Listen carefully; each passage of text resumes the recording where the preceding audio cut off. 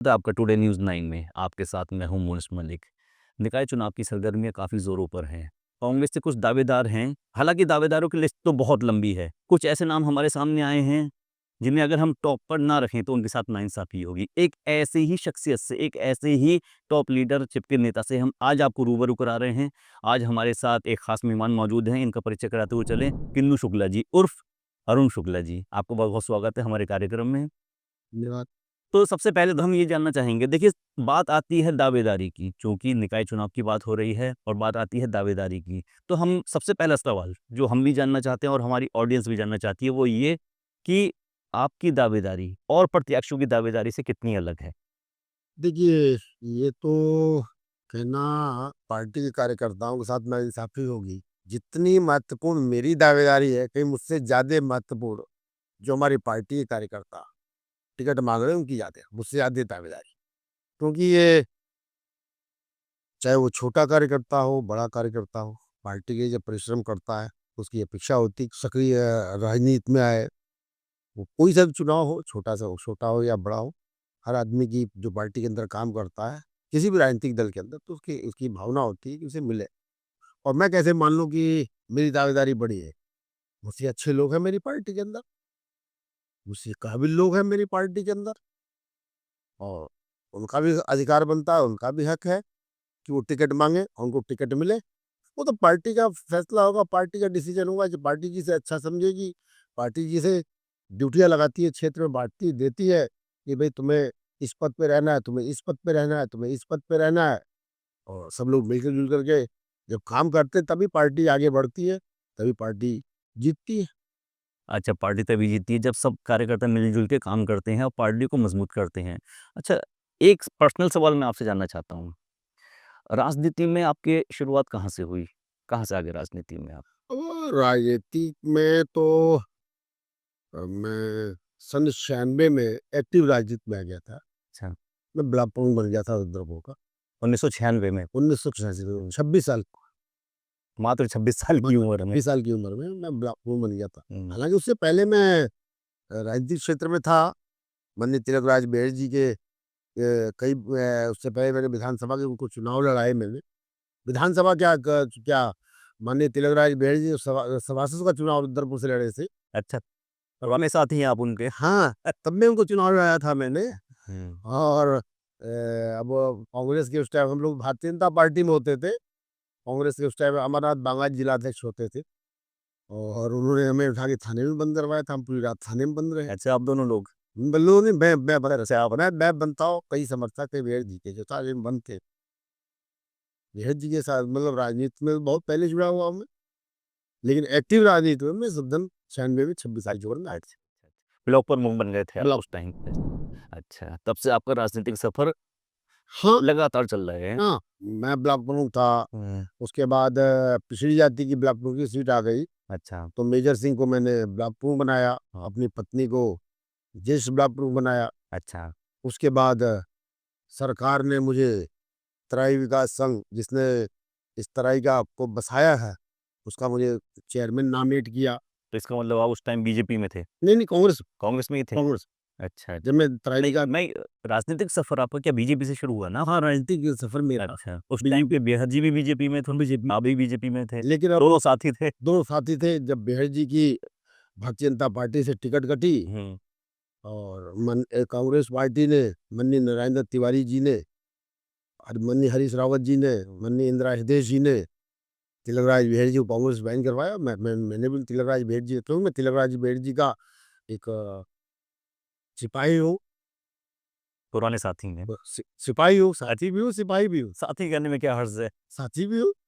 साथी इसलिए नहीं कह सकता क्योंकि वो मेरे दावेदारी मज़बूत हो जाएगी। नहीं, वो मेरे बड़े भाई है, इसलिए साथी नहीं कह सकता। मैं उनका एक सिपाही, अच्छा, सिपाही सिपाही। एक सिप तो देखा कि आपने कि सिपाही वर्ड जो है, वो साथी वर्ड से पॉलिटिकल थोड़ा-सा अलग वज़न रखता है। जैसा आपने बताया कि आप काफ़ी लंबे समय से राजनीति में सक्रिय हैं। कुछ अचीवमेंट रहे होंगे आपके, उपलब्धियाँ रही होंगी आपकी राजनीतिक जीवन में और क्यों 26 साल की उम्र में जब आप ब्लॉक प्रमुख बन गए थे और लगातार सक्रिय हैं, तो कुछ बताइए इसके बारे में बताइए कुछ? अब मैं जब ब्लॉक प्रमुख बना तो इस जिले में विकास के मामले में हर साल या 5 साल में पूरे ब्लॉक का पूरे प्रदेश के ब्लॉक का आकलन होता है कि पहले नंबर पर कौन सा ब्लॉक है जिस स्वच्छता के रूप में, विकास के रूप में जो सबसे आगे बढ़ा। हाँ। तो मेरा जिले नहीं, कुमायूं मंडल में मेरा ब्लॉक रुद्रपुर ब्लॉक पहले स्थान पे आया था अच्छा। और प्रदेश में डेवलपमेंट के मामले में दूसरे नंबर पे आया। हाँ। आप चले जाइए किसी भी प्राइमरी स्कूल के अंदर, कहीं भी। मैंने प्राइमरी स्कूल बहुत से मैंने उस टाइम, क्योंकि उस टाइम मान लीजिए जनकराज शर्मा जिला पंचायत अध्यक्ष होते थे और जितने प्राइमरी स्कूल थे वो सब जिला पंचायत के द्वारा ही आवंटित होते थे, किए जाते थे। तो मैंने प्रयास किया, बहुत से प्राइमरी स्कूल, जूनियर स्कूल मैंने भी अपने ब्लॉक के अंदर खुलवाए। और सबसे बड़ा मैंने जो काम किया, क्योंकि मैं खुद भुक्तभोगी था, मेरे घर के सामने ठीक एक प्राइमरी स्कूल था। तो मैं देखता था कि बच्चे बैठ के पढ़ रहे हैं, कभी कोई भैंस आ गई, निकल गई बीच में से, कभी कोई मोटरसाइकिल से निकल गया, कभी कोई साइकिल से निकल गया। कंडीशन अच्छी नहीं थी। नहीं तो बच्चे डिस्टर्ब होते थे, मास्टर डिस्टर्ब होते थे। तो मेरे दिमाग में था ये चीज़ कि क्या जो स्कूल हो उनकी अपनी चारदीवारी होनी चाहिए, उनका अपना गेट होना चाहिए, ताकि अगर बच्चे बैठ के पढ़ रहे हैं उन्हें कोई किसी से डिस्टर्ब ना हो। तो मैंने सबसे पहले टारगेट के रूप में अपने ब्लॉक के सारे स्कूल किए, एजुकेशन सेक्टर। Education sector. और मैंने मेरे समय आप पता कर लीजिएगा जाकर के, नहीं नहीं, आप बता रहे हैं तो हाँ ठीक है। देख लीजिएगा, रुद्रपुर ब्लॉक के सारे प्राइमरी स्कूलों में सबसे पहले मैंने प्राथमिकता बाउंड्री वॉल करवाई। हाँ। नाली सड़क खंजा अपन नहीं तो पुलिया, ये तो अलग चीज है, अलग विषय है।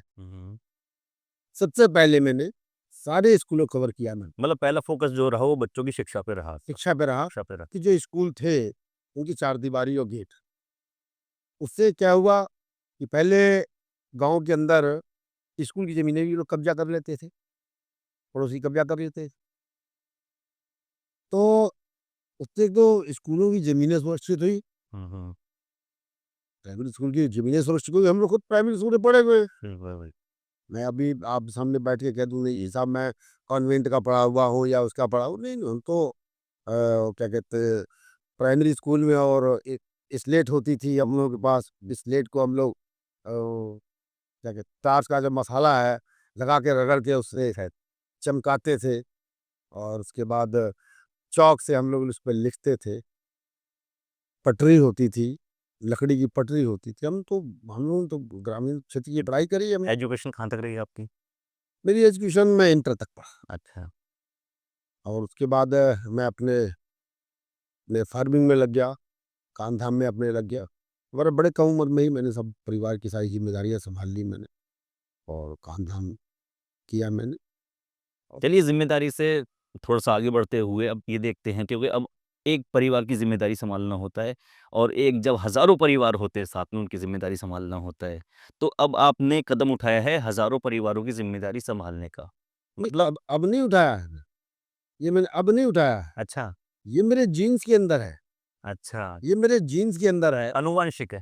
ये मेरे जीन्स के अंदर है, क्योंकि मैं एक स्वतंत्रता संग्राम सेनानी का बहुत बड़े क्रांतिकारी का बेटा। अच्छा। जब मैंने होश संभाला तभी से गरीबों की सेवा करना, कोई बीमार है उसको अस्पताल लेके जाना, कोई कहीं एक्सीडेंट हो गया तो उसको ले उसका इलाज करवाना। और जब मैं ब्लॉक प्रमुख बना मैं, तो आप विश्वास नहीं करेंगे कि वैसे तो मुझे अपने ऊपर घमंड नहीं होना चाहिए, सिर्फ बड़े बड़े लोग सेवा करने वाले लोग हैं, लेकिन आज भी जब मैं ब्लॉक प्रमुख तब और तब से आज तक देश का ऐसा कोई गवर्नमेंट हॉस्पिटल नहीं होगा जहां मैंने अपने लोग पैदा नहीं किए। चाहे वो दिल्ली का एम्स हो, चाहे वो ऋषिकेश का हो, चाहे सुशीला तिवारी हो, चाहे मतलब जितने बड़े हॉस्पिटल पे गवर्नमेंट के हैं, जहाँ जहाँ मैंने अपने लोग पैदा किए।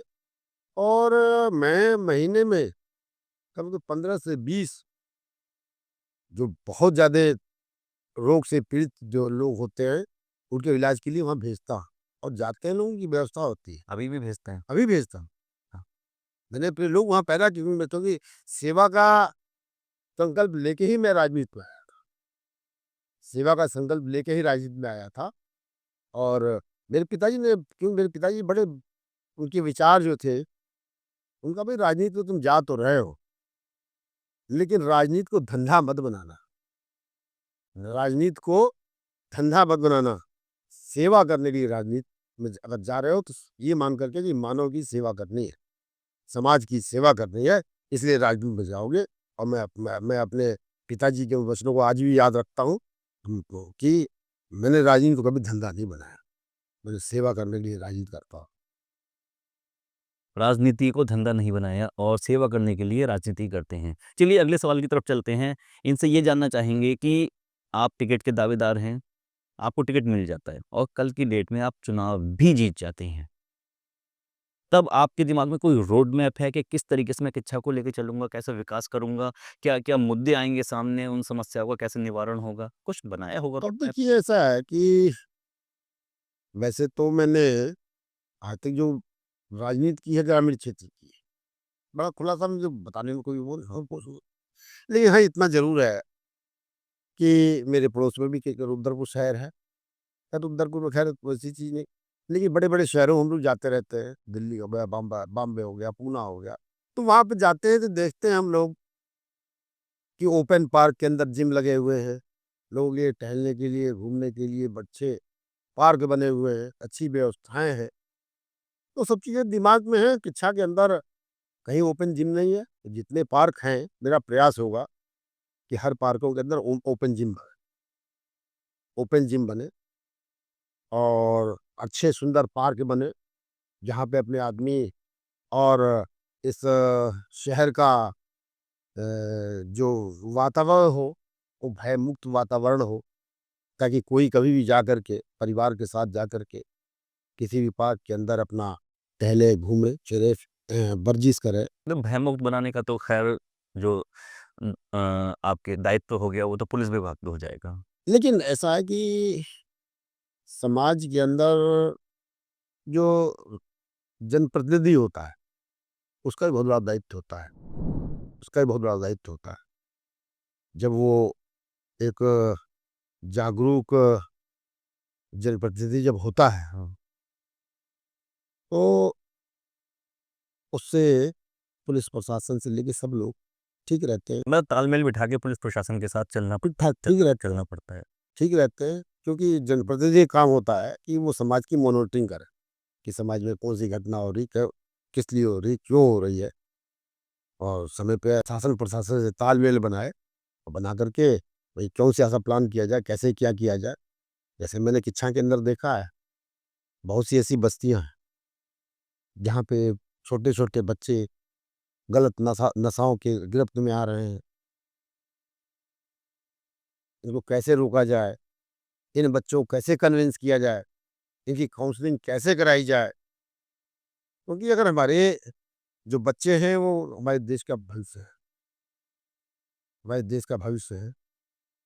अगर हमारे अगर बच्चे, हम उनको नहीं सुधार पाए, अगर ऐसा मैंने देखा भी शिक्षा में ऐसा, हाँ, अलग बात है कि राजनीतिक रूप से नहीं जुड़ा मैं शिक्षा से, लेकिन व्यापारिक रूप से तो शिक्षा से जुड़ा हुआ हूँ 30-35 साल से।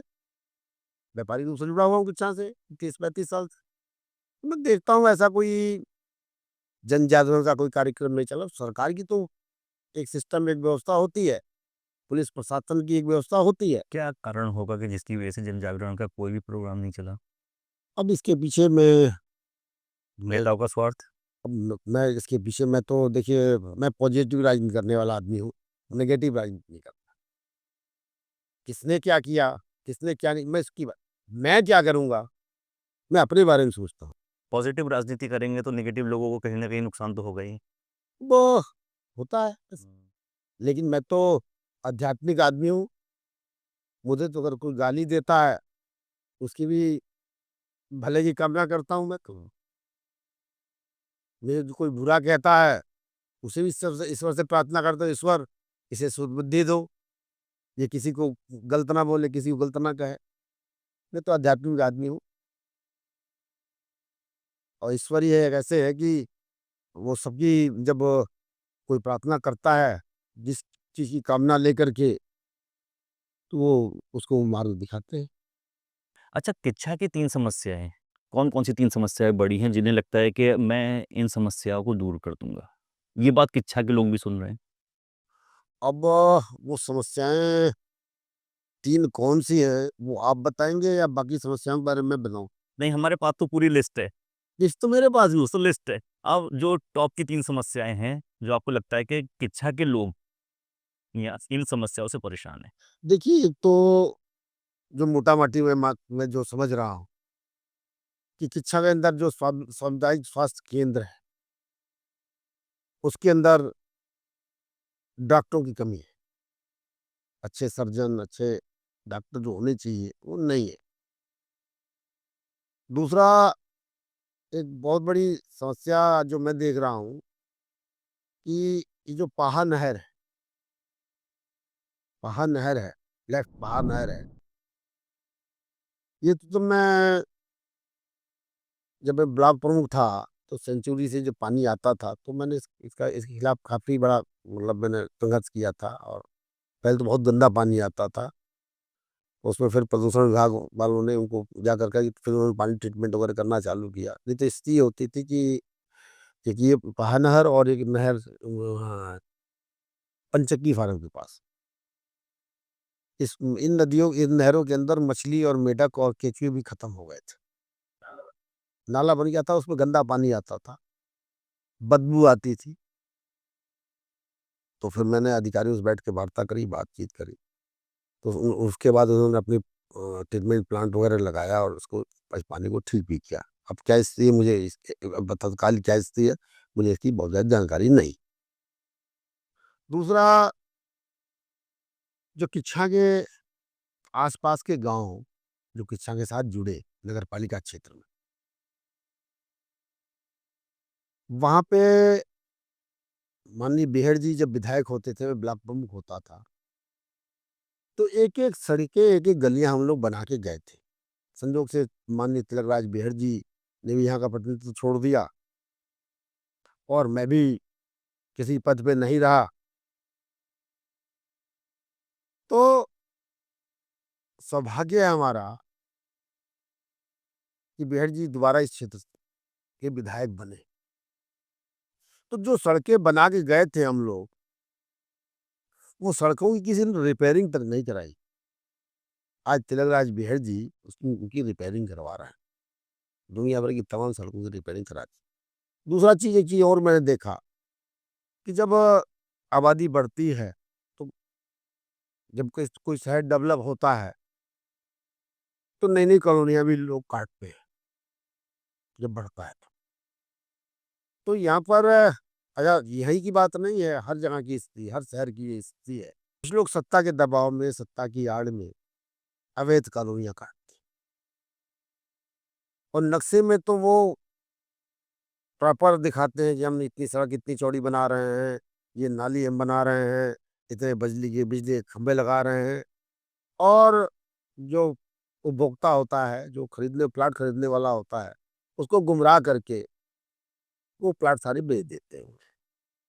और प्लाट बेच करके ना वो सड़क बनाते हैं, ना नाली बनाते हैं, ना बिजली लगाते हैं और वो वहाँ से निकल जाते हैं। तो ऐसे में देखा कि मैंने जो हमारे आस-पास के गाँव हैं, बहुत सी कॉलोनियाँ कटी और सत्ता के लोग, अधिकतर उसमें सत्ता के लोग ही हैं। मुझे क्या, आपको भी मालूम, पूरे शहर को मालूम। तो उनका बड़ी बुरी स्थिति है, चाहे वो किसी गाँव में आप चले जाइए। तो सबसे पहली मेरी प्राथमिकता होगी कि उन जो लोग कॉलोनियाँ कटी हैं, जो बेचारे बुरी स्थिति में रह रहे हैं, सबसे पहले साल, डेढ़ साल के अंदर सबसे पहले उन सड़कों को पहले कवर किया जाए। वहाँ की जो कच्ची सड़कें हैं, खराब बुरी स्थिति में लोग रह रहे हैं, क्योंकि वो देश के, वो भी हमारे नागरिक हैं। उन कॉलोनियों को वैध करवाने की कोशिश करें। वैध तो है कि नहीं है, मुझे मुझे ये नहीं मालूम। नहीं, सड़कें सड़कें नहीं है, नाली नहीं है, बिजली नहीं है। और कॉलोनियाँ कागज़ों में वैध है कि अवैध है, ऐसा नहीं कि वो कॉलोनी इस तरह की नहीं की है कि गवर्नमेंट की ज़मीन पे कॉलोनियाँ कटी हुई नहीं है। लोगों की वो रजिस्ट्री वाली ज़मीनें हैं, जिसको लेकर के उन्होंने कॉलोनियाँ काट दी, लेकिन डेवलप नहीं किया उनको, सड़कें नहीं बनाई, नाली नहीं बनाया, बिजली नहीं लगाई। तो मेरे टारगेट में है ये कि मैं साल भर के अंदर, 1.5 साल के अंदर मैं इन कॉलोनियों को कवर करूँगा, इनकी जितनी सड़कें हैं और चाहे नालियाँ हैं, चाहे बिजली है, वो लगवा दूँ। बात दोबारा से दावेदारी पे ले आते हैं। अगर आपको टिकट नहीं मिलता है, तो उस कंडीशन में आपका अगला कदम क्या रहेगा? अच्छा, अब मैं अरे मुझे मेरी पार्टी किसी न किसी को टिकट देगी ना, मुझे नहीं देगी, किसी को देगी ना, मिलेगा, जिसको मिलेगा उसे चुनाव लड़ाएँगे, सीधा-सीधा मामला है। अरे किन्नू शुक्ला एक ईमानदार आदमी है, एक क्रांतिकारी का बेटा है, एक संता सामसानी का बेटा है। किन्नू शुक्ला ने आज तक कभी जिस दल में रहा है, जहाँ भी रहा है, उस दल के साथ बेईमानी नहीं की, गद्दारी नहीं की है। कोई कोई मेरे पर दाग आज तक नहीं लगा सकता। आप जो चुनाव लड़ने का मन है, वो सिर्फ पार्टी टिकट पर ही। बिल्कुल, कांग्रेस पार्टी से। मैं कांग्रेस का सिपाही हूँ, मैं कांग्रेस का कार्यकर्ता हूँ। कांग्रेस से मैंने अप्लाई किया है और कांग्रेस मुझे टिकट देगी तो चुनाव लड़ूँगा, नहीं जिसे देगी उसे चुनाव लड़ाऊँगा। देखिए, हम किच्छा से बिलॉन्ग करते हैं, किच्छा से संबंध रखते हैं। किच्छा में राजनीति में आपने देखा होगा कि आरोप-प्रत्यारोप का सिलसिला यहाँ चलता रहता है। एक नेता दूसरे नेता पे आरोप लगाता है, फिर वो प्रत्यारोप करता है, फिर एक सवाल उठता है, दूसरा नेता जवाब देता है। ये सिलसिला चलता रहता है और हमने ये बात नोट की है कि जब ये सिलसिला चलता है, तो विकास काम वहीं रुक जाता है। लोगों का ध्यान आरोप-प्रत्यारोप पे चला जाता है, एक नज़रअंदाज कर दिया जाता है। तो अगर आप चेयरमैन बन जाते हैं, तो क्या ये आरोप-प्रत्यारोप का सिलसिला बरकरार रखेंगे, जो ट्रेडिशन चला रहा है उसे बरकरार रखेंगे या फिर एक नया किच्छा या फिर एक नई चीज़ हमें देखने को मिलेगी? मैं आपको पहले ही बता चुका हूँ कि मैं नेगेटिव पॉलिटिक्स में, नेगेटिव विचारों में मैं संबंध नहीं रखता। नेगेटिव राजनीति पे नेगेटिव किसी चीज़ पे मैं पॉजिटिव वे पे सारे काम जो पॉजिटिव वे में करता हूँ। नेगेटिव कभी ख्याल नहीं रखता, नेगेटिव लोगों को अपने साथ नहीं रखता, नेगेटिव लोगों से दूर नहीं को से कोई वास्ता नहीं रखता। तो मैं पॉजिटिव क्षेत्र में चलने वाला आदमी हूँ। मैंने आपको बताया था ना, मैं तो उस टाइम बच्चा था, 26 साल का था। तब मैं रुद्रपुर ब्लॉक को दूसरे जिले में मंडल में 1 नंबर पे लेके आया था और प्रदेश में दूसरे नंबर पे लेके आया था। अब तो बहुत लंबा समय बीत गया। उसके बाद मैं ब्लॉक प्रमुख बनने के बाद मेरी पत्नी ब्लॉक प्रमुख रही। उसके बाद मैं त्राय विकास संघ का चेयरमैन रहा। उत्तराखंड राज्य सहकारी संघ का मैं 2 बार प्रदेश का वाइस चेयरमैन रहा। तो बहुत राज्य मंत्री तिवारी जी के आशीर्वाद से मैं कांग्रेस गवर्नमेंट में राज्य मंत्री रहा मैं। बहुत लंबा-चौड़ा राजनीतिक अनुभव हो गया है। तो जब मैं छोटा था, बच्चा था, 26 साल की क्या उम्र होती है? एक बच्चा ही होता है। मेरे बच्चे आज 33 साल के मेरे बच्चे हो गए। मैं अपने बच्चों से कहता हूँ मैं अपने बच्चों से कहता हूँ, भई मैं 26 साल की उम्र में, तुम आज 30 साल के हो गए, मैं 26 साल की उम्र में ब्लॉक प्रमुख बन गया था। तो अब जो सीखा है मैंने इतना लंबे चौड़े जीवन में, इतने राजनीतिक जीवन में, तो मेरा विश्वास है कि मैं रुद्र ब्लॉक को तो मैं पूरे प्रदेश में दूसरे नंबर पर लाया था, लेकिन मैं किच्छा नगर पालिका को प्रदेश के पहले नंबर पे लेके आऊँगा, विकास के मामले में। अच्छा, आपने देखा कि किच्छा में एक मुद्दा ज़ोरों-शोरों पर उठाया जा रहा है कि किच्छा का चेयरमैन किच्छा का ही होना चाहिए। आपने सुना होगा, आपके थोड़ा-सा निकला होगा। तो किच्छा का चेयरमैन किच्छा का होना चाहिए या किच्छा का चेयरमैन किच्छा का ना हो, तो इससे क्या फ़र्क पड़ेगा? और चलिए इस मुद्दे को आप किस तरीके से लेते हैं? बात बोले अभी या किच्छा का चेयरमैन किच्छा कि किच्छा का चेयरमैन किच्छा का होना चाहिए। अगर मेरे ऊपर कोई आरोप अगर मेरे मे अगर अगर आपका इशारा है कि वो बात मेरे ऊपर लागू नहीं होती, क्योंकि किच्छा में पला हूँ, किच्छा में बड़ा हूँ, किच्छा की गलियों में खेला हूँ, कूदा हूँ। आप किसी भी बस्ती, किसी गली मोहल्ले में आप चले जाइए किच्छा के, जो पढ़े-लिखे शिक्षित लोग अगर हैं, वहाँ चले जाइए, उनसे पूछिए किन्नू शुक्ला को जानते हो? तो बता देंगे लोग। मेरे सारे बचपन के मैं जनता स्कूल में पढ़ा हुआ हूँ। हर गली मोहल्ले मेरे बचपन के यार दोस्त हैं। फिर उसके बाद थोड़ा बड़ा हुआ मैं, तो किच्छा शुगर फैक्ट्री मैंने ठेकेदारी करी है और 35 साल से मैं यहाँ पे व्यापार से भी जुड़ा हुआ हूँ। तो मैं कहा कौन किसने कह दिया मैं किच्छा के बाहर का हूँ भाई? किच्छा के बाहर का हूँ। भाई इतना बचपन से जो मैं यहाँ पे किराए के मकानों में रहा हूँ। ये तो नाम गिनवा देता हूँ आपको। पंजाबी कॉलोनी में रहा हूँ, टीचर कॉलोनी में रहा हूँ, गुप्ता मार्केट में रहा हूँ। कहीं नाम बता दूँ आपको? चुन्नीलाल जलेबी जी वाले थे उनके यहाँ रहा हूँ। स्वर्ण सिंह जी जिनके दसमें मेडिकल वाले थे उनके यहाँ रहा हूँ। कितने लोगों के नाम गिनवा दूं मैं? तो किच्छा में मैंने पूरा क्योंकि पहले हमारा किच्छा में अपना मकान नहीं था, तो हम लोग किराए पे रहते थे। तो लोग तो एक मकान बना के एक गली में रहते होंगे, हम तो पता नहीं कितनी गलियों में कितने मोहल्लों में रहे हैं। अच्छा, किच्छा की गलियों से वाकिफ़ हैं, अच्छी तरीके से जानते हैं, पुराने लोगों को पहचानते हैं, खुद को किच्छा का ही बता रहे हैं और इसके बाद एक मैसेज ले लेते हैं कि किच्छा को जब अपना बता रहे हैं, तो किच्छा की जनता के लिए एक संदेश भी दे दीजिए। संदेश क्या है? मैं तो यही कहूंगा कि सब लोग, मैं तो आध्यात्मिक आदमी हूँ, मैं तो यही कहूंगा कि सब लोग मिलकर प्रभु से प्रार्थना करें, दुआ करें कि उनके इस बेटे को, इस अपने उसके भाई को ये सौभाग्य मिले कि मैं किच्छा के लोगों की सेवा कर पाऊँ। किच्छा की लोगों का सेवा करने का जज़्बा लेकर किन्नू शुक्ला जी मैदान में उतर गए हैं और खैर टिकट मिलता है या नहीं मिलता है, वो तो आने वाला वक्त बताएगा। लेकिन किच्छा की जनता के ऊपर इस वक़्त काफ़ी बड़ा दायित्व आ जाता है कि किस प्रत्याशी को चुनें। हम चर्चा करते रहेंगे निकाय चुनाव की। आने वाले एपिसोड में आप देखेंगे कि कुछ नए चेहरे और आपके सामने आते हैं। जी, और बता दूँ मैं आपसे, जी। एक चीज़ और बता दूँ आपसे जी। कि 96 में 26 साल की उम्र में एक्टिव राजनीति में आ गया था और तब से लेके आज तक सामाजिक क्षेत्र में हूँ।